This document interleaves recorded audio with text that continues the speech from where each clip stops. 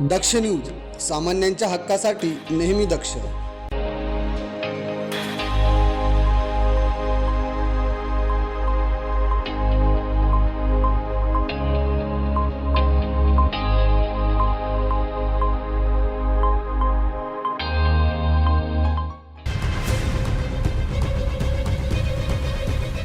एकीकडे मेडिकल दुकानातील चोरीची घटना ताजी असतानाच दुसरीकडे उपनगर पोलीस ठाणे हद्दीतील के.जे. मेहता शाळेजवळ धाडसी घरफोडीत लाखोंचा मुद्देमाल चोरीस गेल्याने एकच खळबळ उडाली आहे.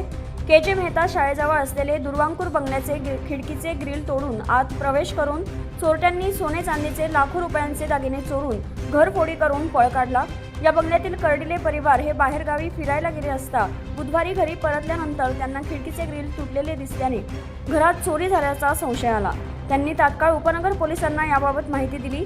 त्यानंतर उपनगर पोलीस यांच्यासह श्वान पथक, फॉरेन्सिक टीम घटनास्थळी दाखल झाली. याविषयी कर्डिले यांनी अधिक माहिती दिली आहे. मी रोहित देवीदास कर्डिले.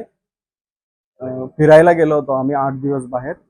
आज सकाळीच आलो आम्ही 8:30ला, तर बघितलं खिडकीचं ग्रिल तोडलेलं होतं. आणि मग ते कळताच आम्ही लगेच पोलिसांना कळवलं.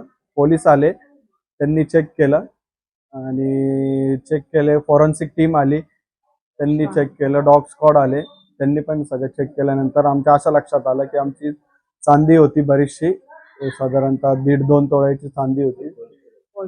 किलोची 1.5-2 किलोची चांदी होती. तेवढी सगळी आमची गेली आहे. सोनं आमचं 2-2.5 तोळ्याचं सोनं होतं, ते सुद्धा आमचं गेलेलं आहे. सगळं अस्तव्यस्त केलेलं आहे.